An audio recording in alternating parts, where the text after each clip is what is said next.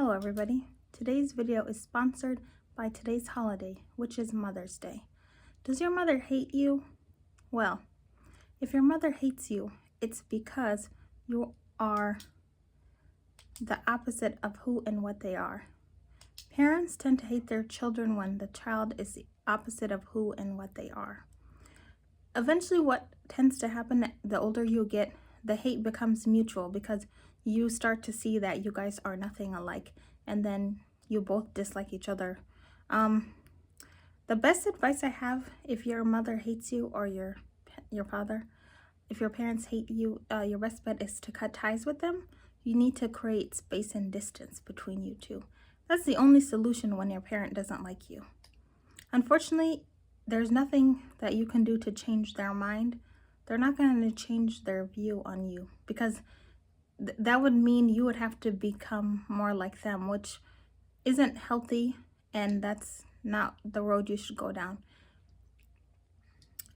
If your parents hate you, best bet, like I said, is create distance between you two and keep your life a secret from them. Don't tell them what's going on in your life. Don't tell them any goals, plans, wishes, dreams that you have, because they're going to get shot down. So create distance between you two, and pretty much my advice would be to tell them stories. Don't tell them what's actually going on in your life. You need to create like a hard line boundary where they don't know what's going on in your life, because if you tell them something and then they shoot you down, that can affect your mental health, your self-esteem, and your whatever goal it is that you're pursuing. If you get shot down by your parent and you just want them to be proud of you, unfortunately, if they hate you, it's just not going to happen because you're not like them, and that's okay. I mean, it's not okay, but it might be the card or the hand that you have been dealt in this world to have a parent that hates you. What happens once you create space and distance between you and the parent that hates you? You become healthier, your mind becomes clearer, you feel safer because they don't really know what's going on in your life. So if you create space between you and somebody and they don't know what's going on in your life and you don't know what's going on in their life, there's no issue there. So that's why it's advised that you create distance and don't tell them what's going on in your life. If they ask you like, hey, what's going on, you can tell them like a watered down version of what's going on. I would say just keep everything present. Don't talk about future goals or anything that you're working on or things that you're working towards. Just keep it very general, keep it very light.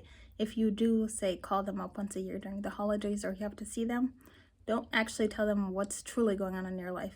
And keep the space and distance because, like I said, the likelihood of them changing and all of a sudden liking you, unfortunately, is not realistic and it's probably not going to happen.